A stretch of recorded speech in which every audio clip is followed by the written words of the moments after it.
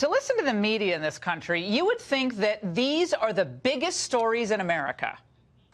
As the fallout from Donald Trump's disastrous summit with Vladimir Putin continues, so does the Mueller investigation into possible Trump-Russia collusion. There seemed to be some sort of expense system in place, the Trump organization, for things that needed to be fixed, like a Stormy Daniels. That conversation with Donald Trump that Michael Cohen secretly recorded is officially no longer a secret. I think the big story here is the fact that you now have Michael Cohen has now flipped on Donald Trump. But those stories are nothing more than meaningless stand-ins, distractions from the most important story of the day. And what is it?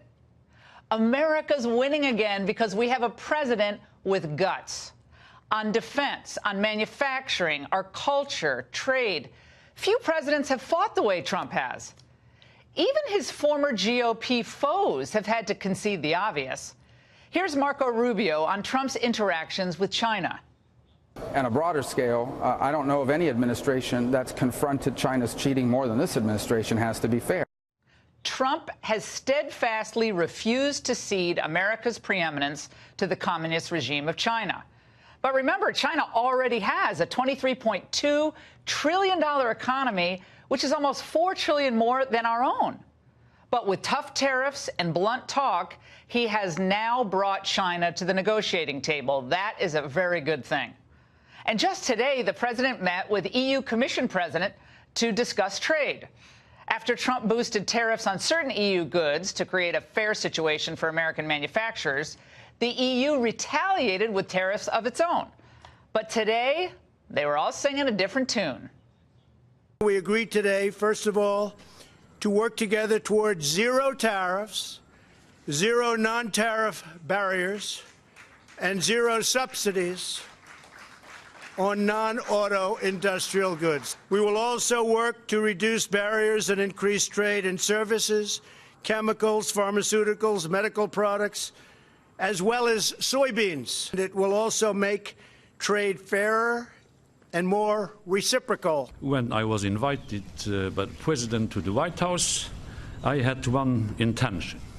I had the intention to make a deal today, and we made a deal today. Why hadn't any of these other presidents done what Trump did? They didn't want to, or they didn't have the brain power to do it, or they didn't have the courage to do it. But today, the market responded, closing at its highest level since January.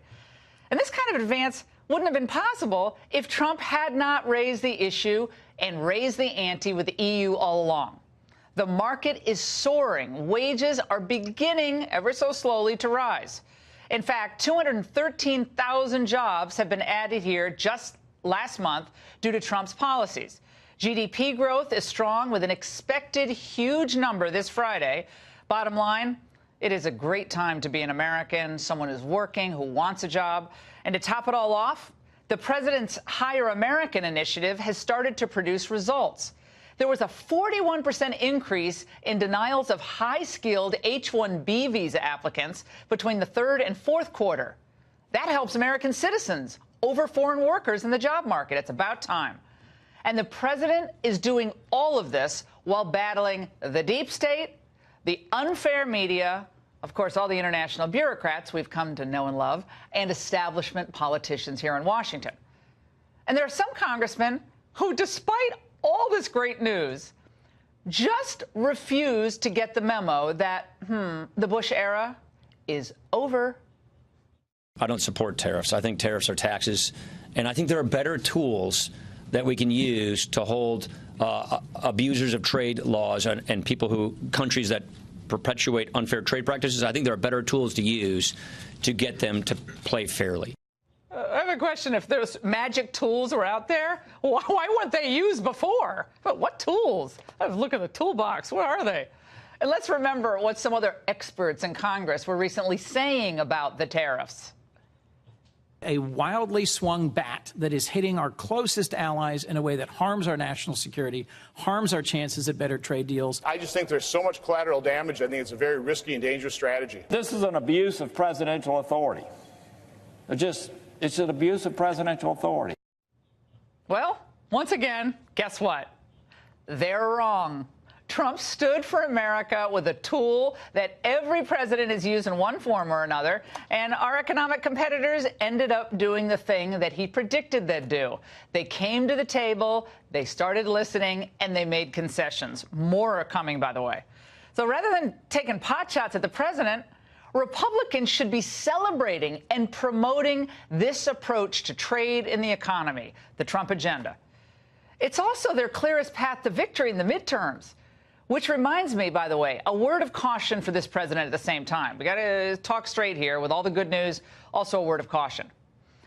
Every time, Mr. President, you comment on the latest Michael Cohen tape, or every time you spar with lowlifes like Brennan or Avenatti or any of them, I think what you do sometimes, you end up giving oxygen to the stories advanced by your political opponents to distract from the most important story. That's America's economic resurgence and the restoration of our place in the world. So Donald Trump should be taking a victory lap almost every week in a different way, shape, or form. Things are awesome right now. The more the president and his party focus on that story, the more the Stormy, Mueller, Michael Cohen sideshow is diminished. The media attempt to distract voters from the lived experience of the Trump economy. But I'm telling you, it's not working. My radio listeners tell me every day, we don't care about these stories. What's in my bottom line? Trump's approval, by the way, today at 48%, according to a new American Barometer poll. The voters know reality, and they're tuning out the rest of this stuff. It's kind of white noise, background noise to them. They can see the impact of this presidency every day. They can feel it in their pocketbooks. They can feel it in their lives. And that's the angle.